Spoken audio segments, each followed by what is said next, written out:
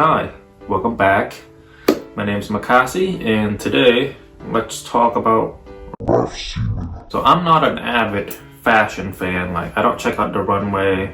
I don't check out every runway. Like, and if you show me a piece from Raf old collection, which collection is this from? It's a 50-50 with me. Like, unless it's like very noticeable or out there, like I'll know it. But if you're just showing me like an interesting cut pair of pants, it could be from any seasons, you know? There are only so many ways you can cut pants. Most runway are boring to me. NANI? Like, when I look at runway, of course I look for the stories, the references, what narrative they're trying to tell me, but I mainly look for pieces that will look good in my closet and pieces that I think are cool. Most people judge the runway for like its entirety, but for me it's more about the clothes itself, the items, the garments. To me it's always about, was there any standout piece from this collection? Was there some piece where I question how they made it? Was there some piece where I can't wait to have in my closet? Sure, the story is great, but what's a great story if the clothes aren't interesting? Like, cohesively it could be great, but individually if it's not good, what's the point? You know what I mean? So, you know, I consider myself to be a casual fan of fashion. The goal of my YouTube has always been and will always be about making fashion more approachable. It could be a bit intimidating to like, oh crap, I gotta jump into the deep water. Like, for me, I'm the kiddie pool. Like, you come to me, you learn a little bit, and then you go into the deep end. That's what I want my YouTube channel to be. It can be very intimidating with the jargon, design language, references, histories. Most brands have like history dating back like 100 years or 30, 40 years, so it can be very intimidating. I want to look at this runway together with you guys. I'm gonna put the photos up, I believe, on this side. I want it to be looked at from someone who isn't like an avid fashion guy, and I also want to look at it from the general public. If you're not into fashion at all, if you were to look at this runway, would you be impressed? Would you want to buy a certain piece? Stuff like that. So, you know, we're gonna look at it from two scopes. Prior to the release of the collection, on Raf's Instagram, like, they posted a bunch of words, and like these words shows up in the collection as well. So let's go through it one by one. Anorexia. Raf defined it as a state of freedom from emotional disturbance and anxiety. Equanimity, calmness of mind or temper. Dichotomy, I think we all know this, a division into two parts. Synchronicity, an apparently meaningful coincidence in time of two or more similar or identical events that are causally unrelated. The next word is allegiance, your support to a loyal group. Devotion, an affection, admiration, or great love. And now let's take a look at what Raf has to say about this collection. So I got this from Vogue, and he says, the collection is about things I love, things I have always loved, things that have always been in my collection, in every collection, in the processes behind it, and the clothes. Judging by that one quote alone, you know this piece is like a love letter that Raf is writing to himself. We'll go through some of the pieces. I'm not going to talk about every single look because I find most of them to be boring, and I'll give you my opinion at the end. But we'll talk through some looks, and then I'll try to pull some references from his previous collection, and then show you like why, you know, show you that, you know, this piece showed up before on this show. This piece showed up on this show, stuff like that. Before we started with this collection, you know, there's a lot of Raf staples. Yeah, so like, you know, the oversized shirt, the flare jeans, the big trousers, the oversized knitwear, oversized denim shirt with the logo, turtleneck with the letter R for his brand, balaclava, oversized blazers, you know, graphic on typically menswear items. Go through not look by look, but let's go through the whole collection. All right, let's do this. So look number 1 through 6, they're all very similar. It's the main piece we're going to talk about is the quilted jacket, the quilted oversized jacket. As you can see, you know, the sleeves are super wide, it's super boxy, the cut is a bit weird, and I believe he's probably going to release this one size. The reason I say that because this jacket seems to be the same cut as the fall winter 16, the Kaban jacket, and I'll put a photo right here. I'll put it side by side so you can see it. It seems to be the same cut, just different material. If you actually want the Kaban jacket, it was released in part of the Raf Simons archive, the 100. It's on Essence right now. However, if any of you fucker get it, I will stop making video. No, I will stop sharing my secrets. I'm not gonna stop making a video. I will stop sharing my secrets to online shopping with you assholes. Let's wait until this piece goes into sale, and then I'll get it, and then if there's one more available, one of you can get it. I should also note that he did a similar cut with his Prada Fall Winter 21. It was on look number 29 and 30. Same cut, just different fabric, and you know, the logo is a bit different because, you know, he can use the Prada logo. He also did a similar cut on his Fall Winter 2019. It was on look number 16. I'll put the photo up right here, or like 5 seconds ago. But I really like the shape, and he released them, he normally released them in one size fit all, which is essentially one size fits small to medium and large. If you're XL, it's gonna, you know my point. One size fits all is not one size fits all. Anyway, let's get back to this collection. So the oversized polyester quilted jacket. It's also seen to be polyester filling, like it doesn't look too thick, so they can be down in there. And I don't think this jacket is meant to keep you warm. I think this is meant to be a layering piece, hence why, you know, we put a knitwear underneath and probably a t-shirt and maybe a turtleneck even underneath it. Like, he wants you to, you know, layer this piece. It's not gonna keep you warm in the winter as a standalone piece. The other things that I want to talk about from look 1 to 6 is the pants. So the pants, to me, it's a reference to his Drugs collection. As you can see here, the photo here, like this is from the collection where the runway was, well, it was about that film. I forgot the name of it, but yeah. So as you can see, it's just the same pair of pants, but instead of the patches, it's just a blank canvas. Look number 4 is actually the first sighting of a mohair glove. The reason I say it's mohair is that you can see that, like, so this cardigan right here is mohair. Like, you can see it, like, it sheds, you know, mohair sheds. And I don't know how comfortable that gloves are gonna be, because mohair is itchy. Like, no matter how comfortable you are with it, it's still a bit itchy, and it sheds. Like, it's like owning a golden retriever. Like, it's gonna shed everywhere. And if you wear the mohair on any other piece, that mohair is gonna attach to the other piece. Like, after I wear this, I find like fabric everywhere. Look 7. So for this show, Raph decided to do his menswear and women's wear together, which is pretty common right now. And look number 7 is, if you look at the photo here from his Prada collection and this collection, you can see it looks like it's very similar, you know, the triangle, the polka dots. Okay, I guess we have to talk about his look number 8. So look number 8 is nothing too out there, but let's talk about his runners, his boots. I think he should give it up. I honestly think he should give it up. I'll talk about this later on, but it's not a hit. It's not bulky, it's not skinny. The silhouette is in between those two, and you should aim to be either hated or beloved. You shouldn't be aiming for the in-between where nobody cares about it. So I think Raph missed the mark on this one.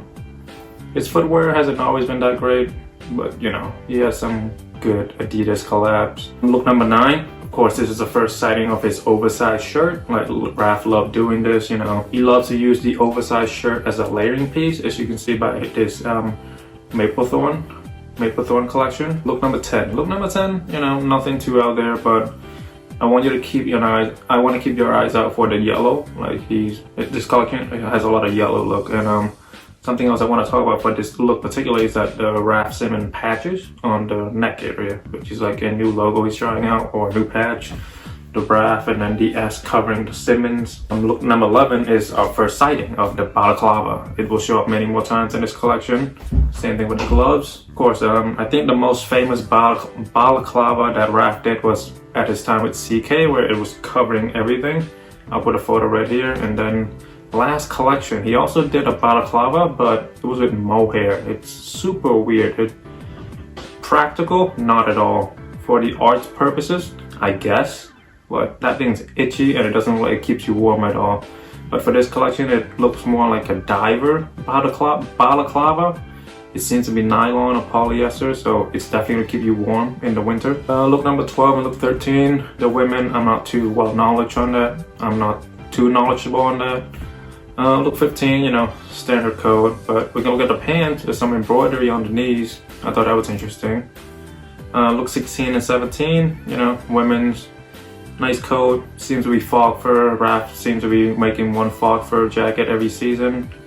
And look number 18, you know, long sleeve oversized knit. He loves his oversized elongated sleeve. And you know, the usual R logo. Nothing too interesting. Like, to me, look 19 is pretty basic. It's what you expect from Raph. Look 20 as well, it's basic Raph. And look 21, it's just, you know, this continuation of his love for oversized knitwear. And look number 22, nothing new, you've seen this from him before. Look 24, standard Raph. 25, 26, nothing new. But we are going to talk about look 17. This is look 17, so the thing that would jump out of it from this look right here is the yellow coat or the yellow jacket, and I think it's super cool. And he also did a similar yellow jacket with his Prada show. So for Prada Fall Winter 21, look number 38, Raph also did a yellow coat that is very similar, but with the Prada it was more formal, and with this one it's more like casual. Anyway, look 28, you know, just a mixture of different colored knitwear, elongated sleeve, you know, it's his memo. And look 30 and look 31, of course, we have the oversized blazers. He does this practically every season. Here is a similar cut blazer from his Fall Winter 17. I believe this is look 32. And, you know, he always needs to have a blazer in his runway. Look number 32, nothing too out of the ordinary. This is what you expect from Raph. And the oversized shirt has a layering piece again, as you can see by the collars. The oversized knitwear, wide-legged trousers. Look 33 to look 38, it's pretty similar to his earlier looks. I'm gonna talk about that when we get to my opinion at the end. Look 39 and look 41, we gotta talk about it. So he, again, mohair showing up again. This time as a knitwear, as a shirt, or whatever you wanna call it. A jumper, a sweater. And last season he used mohair for his balaclava, you know, and my product, this cardigan right here, which is Prada, I forgot what runway it was from, I'll put a photo up right here. This is mohair, and I don't think I'll be picking up the Raph one because I just like this one better, and then, you know, I love the collar. It's very feminine to me, and I just really like it. It makes me feel like a grandma. Like, that's pretty much why I got it. Look 42, look 42 to look 44, nothing too interesting to me. You know, same oversized, same Raph memo, same design language that we expect from Raph. Now look 45 to look 49, you know, again, this type of shirt jacket has to show up every season. You know, Raph is known for his RS and then RS upside down. Like, I'll put a photo up right here and here. He always does this. Every collection he has one. If it's not on the runway, he still releases them seasonally. Look 51, look 52, you know, the oversized shirt. Raph loves that. And then, as you can see, the elbow claw. And skeleton shows up many times. Like, he has a lot of it in like earrings, necklaces, rings. It's a theme. It shows up a lot in the collection. And then look 53, look 54. Same old. We saw this in a previous look already.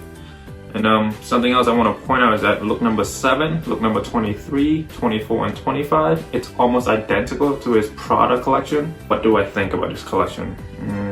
Well, I should ask you this. Do you like Raph? Did you miss out on some pieces that he released in his previous collections? This collection is for those people, you know, like, he's reworking some pieces that you can pick them up right now for retail. Raph is making a love letter to his brand or to himself.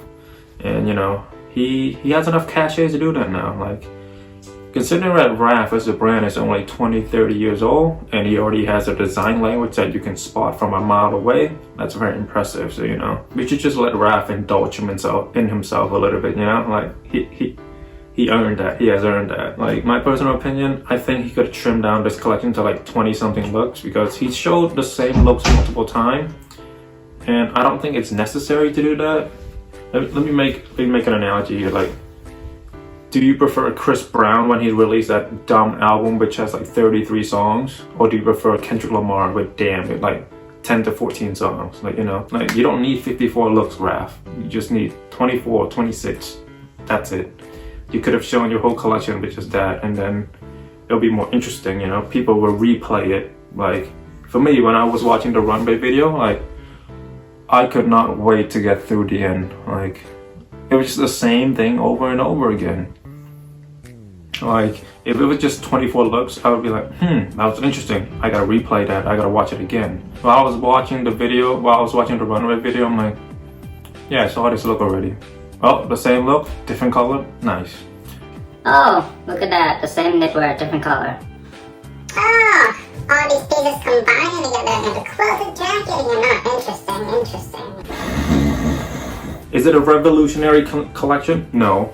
This is just a continuation of Raf's story. This is his book. It's just another chapter in his book. Let me try to make an analogy to a business. So in business, there are two types of innovations. There are disruptive and there is sustaining. So disruptive is like Tesla, you know, Tesla releasing their first electric car. Like prior to Tesla releasing it, electric car was seen as a joke. Like BMW, Mercedes, Ford, like they send out their recently garage nerds to like that division and just like, okay, here's a couple $100,000, a couple $100 million, just do whatever. Like we just want to show the world that we're trying to make the world a better place. But you know, they don't take it seriously. And then Tesla came in and disrupted the whole car industry. And now everybody's making electric car and like taking it seriously. Like this is what an electric car looked like before Tesla. And this is a Tesla. It looks like a car. It looks better than a car. It looks super luxurious. So that was disruptive. Right now let's talk about sustaining. Sustaining is like just improving the existing products. Like you're not creating new markets, you're not adding value, you're not developing anything new. You're merely improving the product that are already out. An example of this is the iPhone, An example of this is the iPhone 12, you know? Is the iPhone 12 revolutionizing the cell phone game? No, of course not. It just is a continual improvement from iPhone 11, iPhone 10, blah, blah, blah, blah, blah. The first iPhone that came out in 2007, that was a disruptive tech.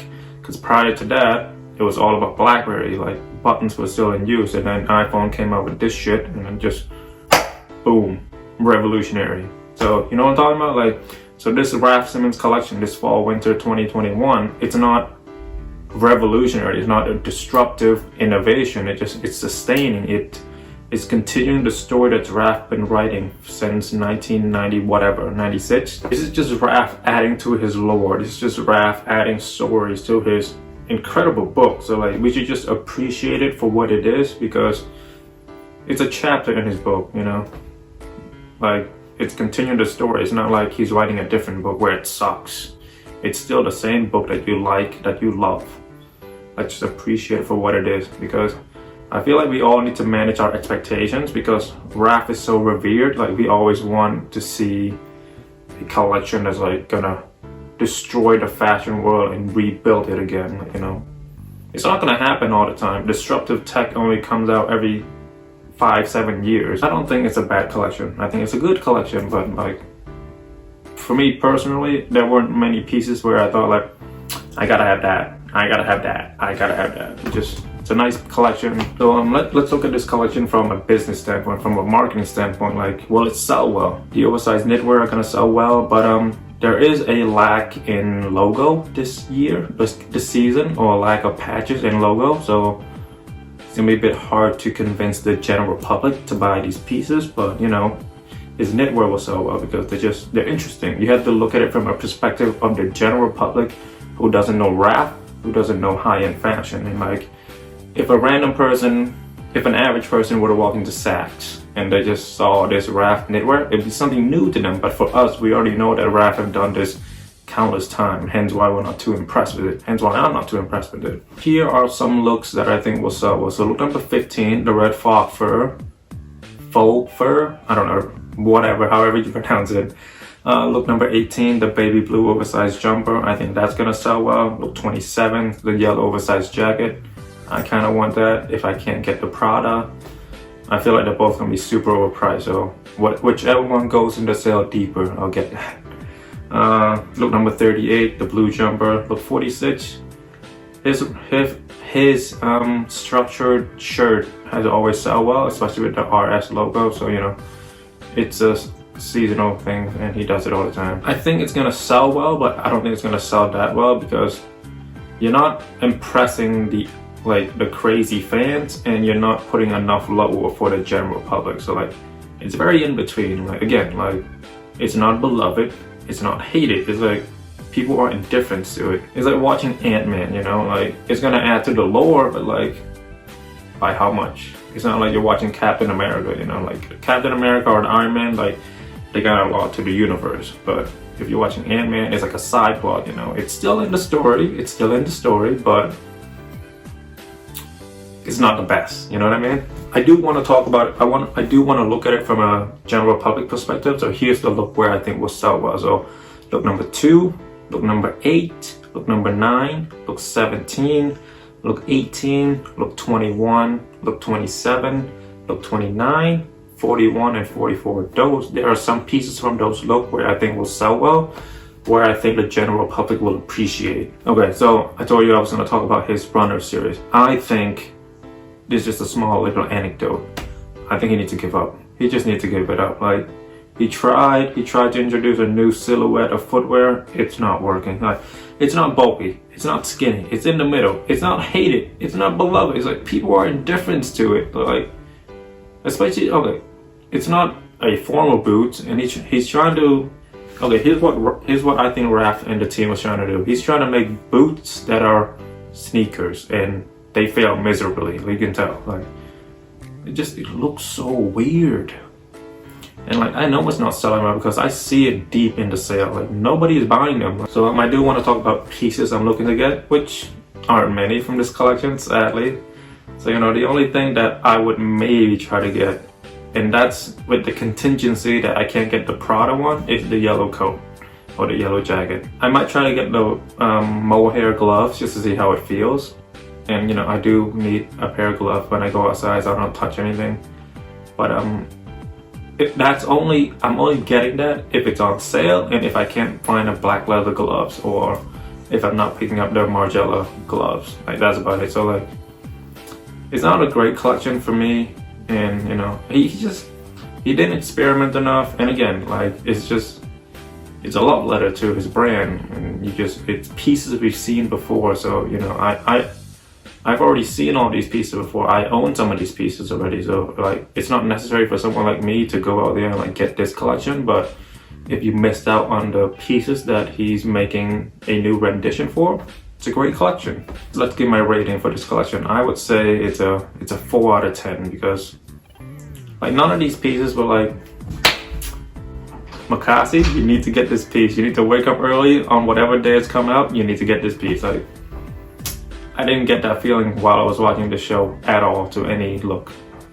And again, like, I'm not hating on the collection. It's a nice continuation of the story. It's sustaining innovation. It's Ant-Man's.